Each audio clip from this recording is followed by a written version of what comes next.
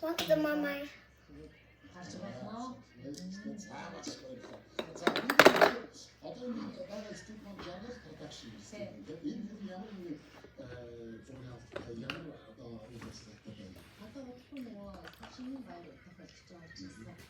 나는 몫이 웃음이 올때서 좋아서 자문 데레스는 다 татар төлөвч толгой компаниудын одоо саршины нийслэлийн зураг авалтууд, брэнд бүтээгдэхүүний зураг авалтууд явж байгаа. Тэгээ одоо би ч одоо нэг хүмүүс харахаар л одоо үүдээ хэлцгээ хамгийн их ачаалттай сарууд энэ сарууд тийм. Айгүй цаг завгүй хамгийн ачаалттай байдаг. Юу номын бол хамгийн их одоо завгүй байх үедээ бид нар зав гарч байгаа гэдэг. Нэг төлөв талах чинь. Цаа гэж байж байгаа. Тийм.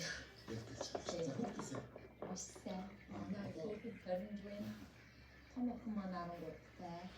Дондохоо өтгөн сарганы дараа 6-аас мөнгө заа.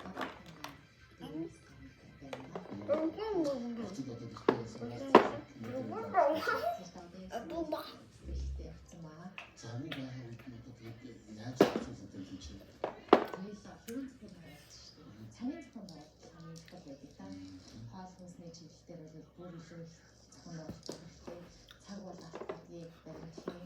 За дээрэс нь бас шөнийн цаг хугацаа, өглөөний цаг хугацаа бас өндөр ашиглах хэрэгтэй. Тэгээд яг тийм хуваарлалтаар яг сүүлийн 7 жилийн амьдарч байна. Өнөөдөр би таны пэйж руу орж үзлээ. Та яаж ажиллах юм бэ? Одоо энэ чинь ингээд очиж байгаа юм чинь би за анамдаа монголчууд сасангаа ашиглах мэдэн шүү дээ. Манай 25 дахь суулгын өмнө хийгдсэн 21 тийм шоунд маань болчихсон гэдэг. Тэгээд ингээд орж та чинь баг хагас сая байгаач та. Нөлөөлөх чинь физикэд байгаа хүмүүсээс дотор нь ингээд ихмээр байдаг байхгүй. Өөрөөр хэлбэл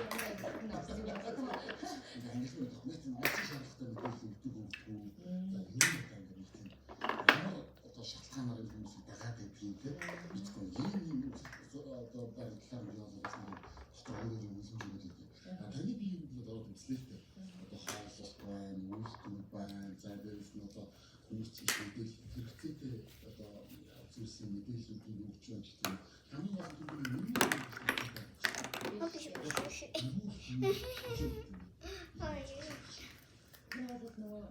Монгол улс гэж цээж хэлдэг хүмүүс тийм Монголынхаа ард түмний төлөө, Монголын хөгжлийн төлөө гэж ингэ одоо их ярьдаг хүмүүс байдаг шүү дээ.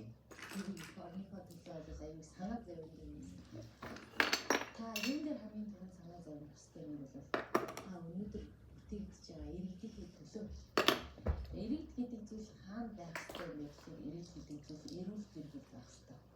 Эрүүл гэр бүл хаана байх ёстой гэхээр эрүүл Монгол улсын тусан төрийн ёстой. Тэгээд хамтдаа өгдүүлж татлаа гэж байна. Тийм учраас одоо залуу гэр бүлүүд болон одоо залуучуудтай хэлэхэд бол та өнөөдөр гэр бүлийг төлөвлөж байгаа бол үр хүүхдээ өсгөж байгаа бол та өнөөдөр эрүүл ээж, эрүүл аав байх ёстой. Түүнээс цааш нөгөө амьдрал асуудал цаашаа өрнөдөг.